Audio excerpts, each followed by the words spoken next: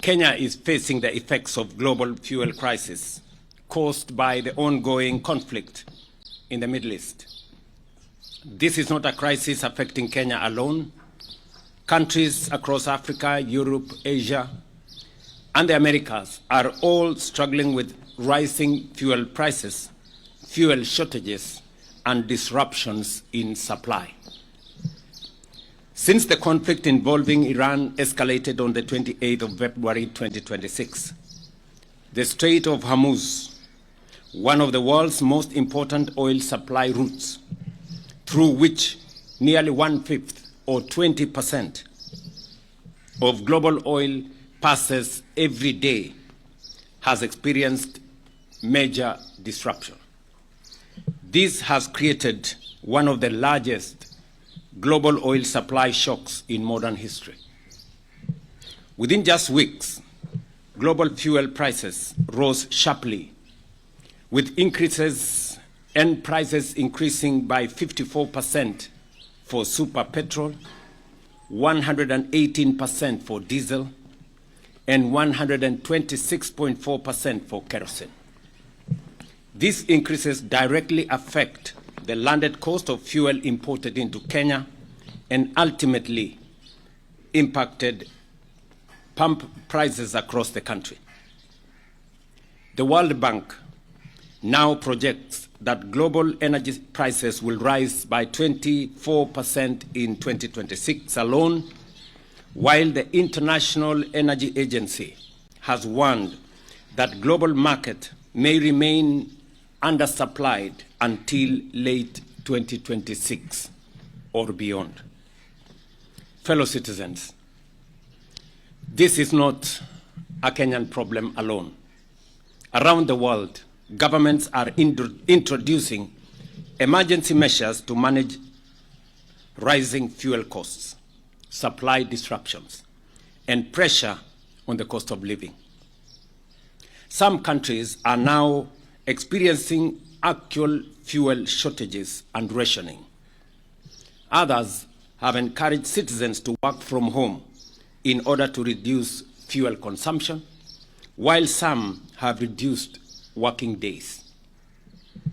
Our priority as government has therefore been twofold.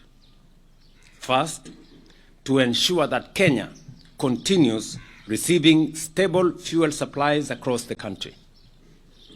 And secondly, to cushion Kenyans as much as possible from the full impact of this global crisis.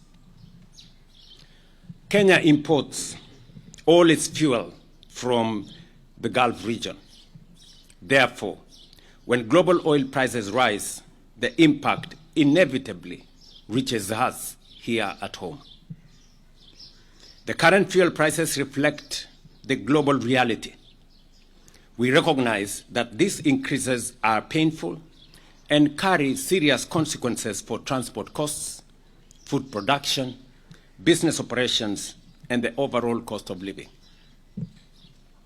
I know that for many Kenyans, rising fuel prices are not just numbers at the pump. They reflect everyday life.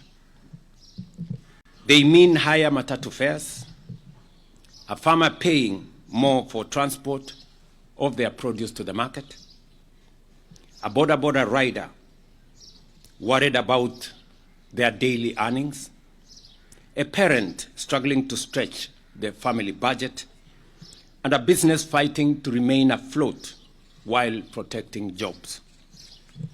The government of Kenya has not stood by. We have undertaken several consequential interventions.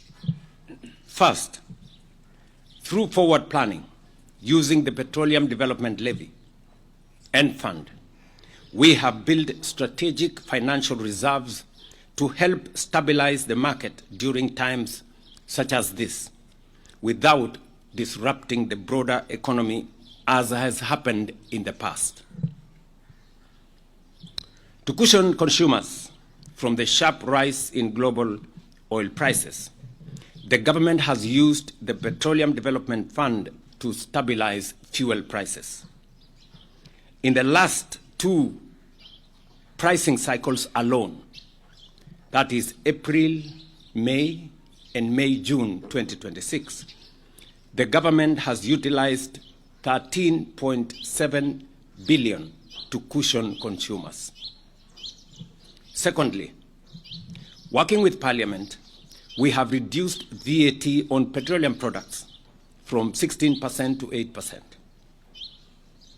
foregoing Kenya shillings 14.4 billion in tax revenue in order to reduce pressure on Kenyan families and businesses. In the April-May 2026 pricing cycle, the government utilized Kenya shillings 6 billion in fuel stabilization and also forwent 6.41 billion in VAT revenue. In total, the government spent 12.45 billion on stabilizing during that cycle. That is April-May. We have spent a total of 12.45 billion to stabilize fuel prices. Because of this intervention, super petrol prices were reduced by 19 shillings and 67 cents, diesel reduced by Kenya shillings 40.25 per litre, and kerosene was reduced by Kenya shillings 115 per litre. Similarly, during the May-June 2026 pricing cycle, the government utilized another 7.7 billion for stabilization and forwent 8 billion shillings in VAT revenue. In total, during the current cycle, the government has spent 15.72 billion on stabilization for this month of May-June. As a result, super petrol prices were reduced by 15.87 shillings per litre, diesel reduced by 44.89 shillings per litre, and kerosene reduced by 78 shillings per litre. Just for context, without government intervention during this cycle, super petrol would today have retailed at Kenya shillings 230 shillings per litre instead of the 214. Diesel would be retailing at 277.75 shillings per litre instead of the current 232.86 shillings per litre.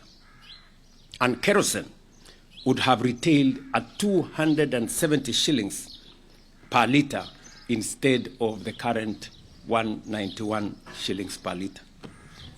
Taken together, across April, May, and May-June 2026 pricing cycles, the government has spent a total of 28.19 billion on fuel price support through direct stabilization measures and tax relief interventions. These interventions have protected millions of Kenyans from even more severe economic hardship. I have further directed, after consultations with the leaders present here from the transport sector, and we had many hours of consultations with them yesterday, I have directed that in the pricing cycle, next pricing cycle, we are going to further reduce the price of diesel by a further 10 shillings for the June-July cycle to help stabilize pump prices and provide additional relief to consumers.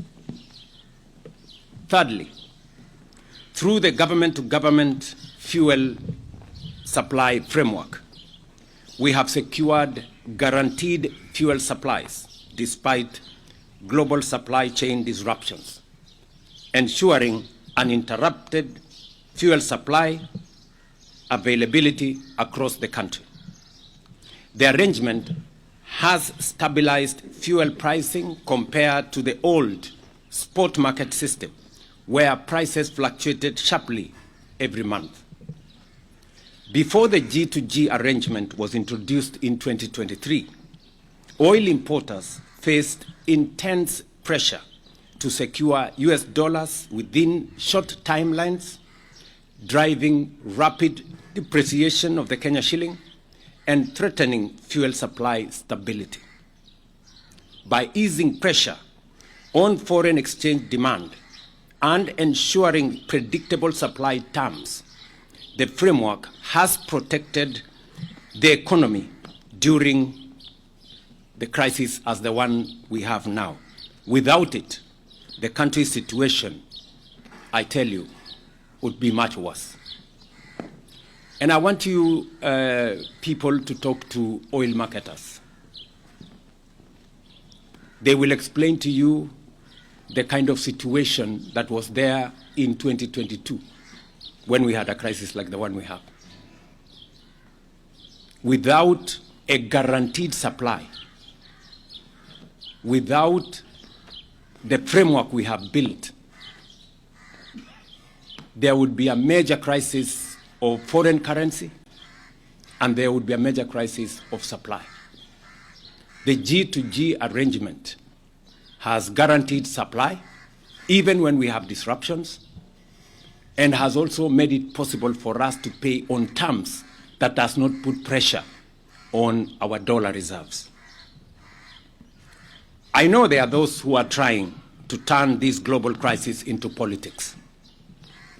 People seeking to exploit public pain for political gain, making reckless claims and pretending there are easy options.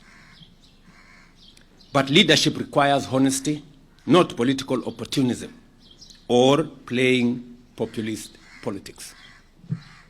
The reality is that no country can completely escape the global oil shock of this magnitude.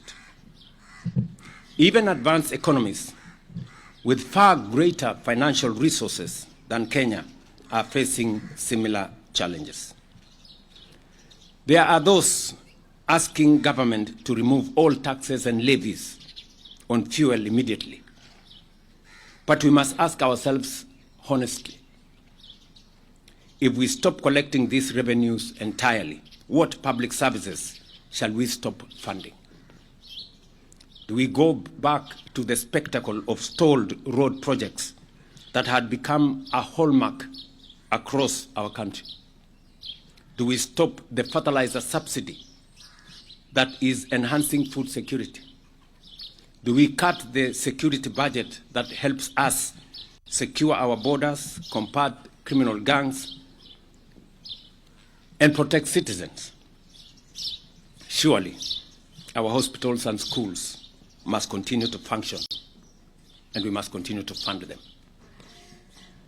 These are not easy decisions. Leadership requires us to make responsible decisions not only for today, but also for the long-term stability of our economy and our country. Because we do not know how long this crisis will continue, or whether prices may even rise further in the months ahead, we must act with care, responsibility, and sustainability in our mind. Fellow citizens, every nation facing this crisis is being forced to make sacrifices. Kenya, too, is making sacrifices. But they must be fair, responsible, and sustainable. Our responsibility as government is to solve today's problem without creating a bigger problem tomorrow. Our duty is to protect Kenyan families today while ensuring long-term stability of our economy. That is why government continues to review every possible measure to reduce pressure on citizens while safeguarding the economic stability of our country. We are engaging stakeholders across the transport sector agriculture, industry, and business community to develop practical interventions aimed at reducing the impact on livelihoods and economic activity. This crisis is also a reminder that Kenya must never remain permanently vulnerable to external oil shocks and conflicts happening thousands of kilometers away from our borders. Therefore, the Government of Kenya, working together with our East African partner states and the private sector, is determined to bring into production our oil reserves and resources in Turkana and across the East African region, alongside the development of a regional refinery to reduce our vulnerability to disruptions beyond our control. And that is why I have, in the last 6 months, engaged my colleagues in the East African region to bring all our efforts together so that we can use the resources that we have in our region to industrialize our region, but also to build the necessary resilience by having our own refinery in this region. That is work in progress, and I will be briefing the country as we move along. Equally, we are accelerating investments in renewable energy, electric mobility, modern public transport, and energy security infrastructure so that future generations of Kenyans are less exposed to global fuel instability. We must embrace electric vehicles as a first step, and the government has already ordered 3,000 electric vehicles through the Ministry of Interior for use by our security and administration officials. I am also making a declaration that the first 100,000 electric vehicles to be imported into Kenya, whether for public service or private use, will be duty-free, even as we continue to work with private sector for investors in the electric vehicle manufacturing to establish production facilities in Kenya. This is not only about overcoming the current crisis, but also about building a more self-reliant, resilient, and economically secure Kenya for generations ahead. I, however, wish to assure the country that there is no fuel shortage in Kenya.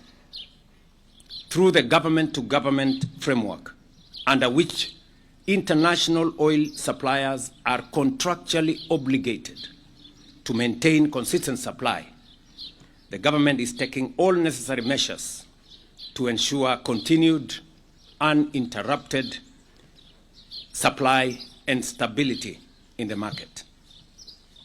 Fellow citizens, this situation is not permanent.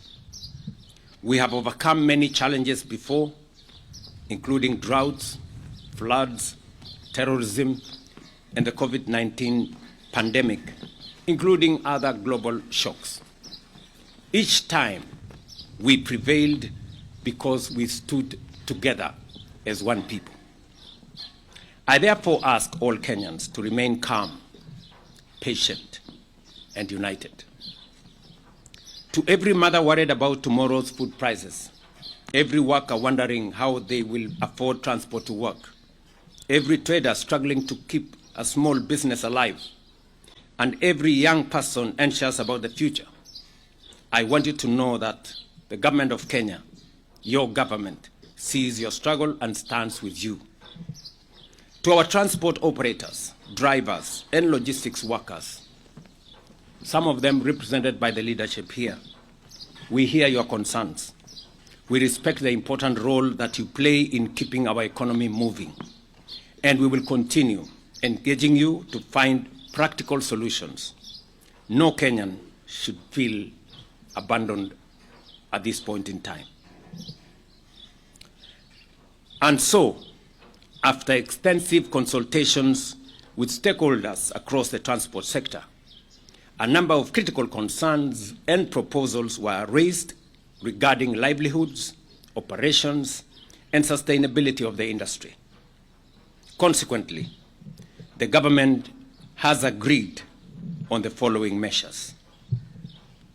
The Ministry of Transport will engage financial institutions and the banking sector to provide a platform for transport operators to address the financial challenges arising from the current crisis, including the possibility of temporary relief on lending terms within the sector.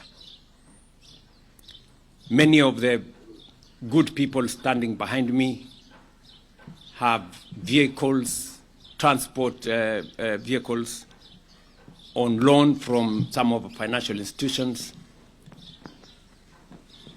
The government of Kenya, through the ministry, is going to engage those financial institutions so that we can seek some relief for our transport sector as we all face the crisis ahead of us. Number two, the Ministry of Transport will work together with the Insurance Regulatory Authority to engage stakeholders and address concerns relating to insurance claims affecting public transport operators. There is a big issue about transport operators, despite having insurance covers for their vehicles and passengers, end up paying bills when accidents occur and insurance companies go scot-free. This is a concern we must address so that an insurance cover has to mean something when it is paid for by our transporters. I have further directed that an immediate review of both the Insurance Act and the Auctioneers Act be undertaken to conclude within the next 3 months in order to establish a more responsive and fair framework for players within the sector. The Ministry of Transport, through the National Transport and Safety Authority, will engage transport network companies and drivers operating under the digital taxi platforms with a view to immediately implementing regulations on a minimum taxi fare and resolving the long-running disputes affecting the ride-hailing sector. The people in that space sometimes work for 16 hours to be able to make ends meet. There is need for urgent regulations that have already been developed, and I have instructed the ministry to work with the stakeholders to make sure that those regulations are implemented so that we can streamline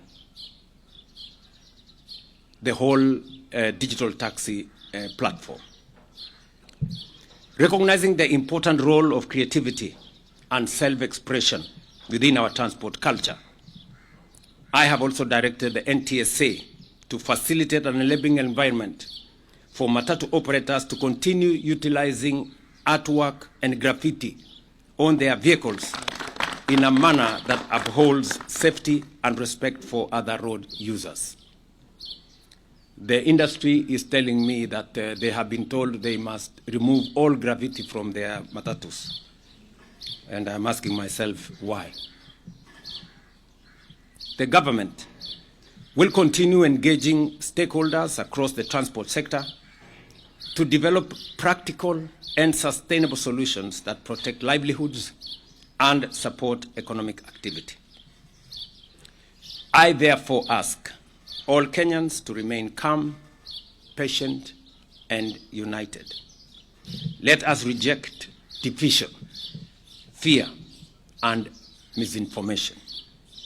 While every citizen has a right to express their concerns, collectively, we must reject hooliganism and all forms of violence that lead to the loss of lives, property, disrupting livelihoods, and undermining our economy. Let us use fuel responsibly, support one another, and protect our economy during this period. We will continue keeping the nation informed and doing everything possible to protect Kenyan families, businesses, and jobs.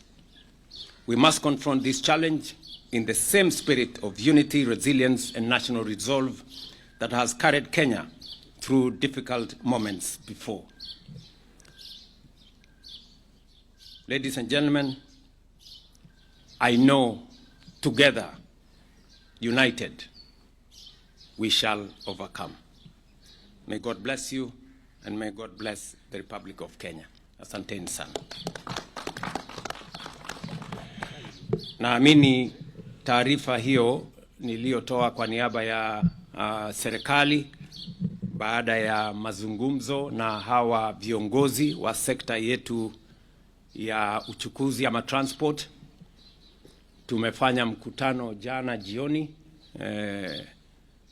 wa muda, na tumekubaliana ya kwamba mahali tulipo leo kama taifa ni sote sisi tuungane, tushirikiane na tufanye yale ambayo yatasaidia kuhakikisha kwamba biashara zetu zinaendelea, maisha ya Wakenya inazidi kuendelea mbele pasipo na matatizo yale yalipo, lakini kwa pamoja tukiungana tunaweza kukabiliana na matatizo haya. Nimewashukuru viongozi hawa kwa kushirikiana na serikali na kufanya kazi pamoja na sisi kutafuta suluhisho ya yale mambo ambayo yako katika wakati huu, hasa kwa sababu ya matatizo ya bei ya mafuta kupanda kwa sababu ya vita zilizoko sehemu zingine.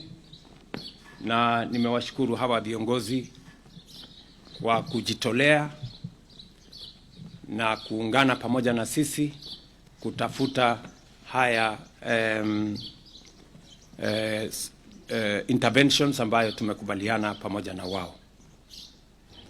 I want to thank the leadership here of the transport sector for their patriotism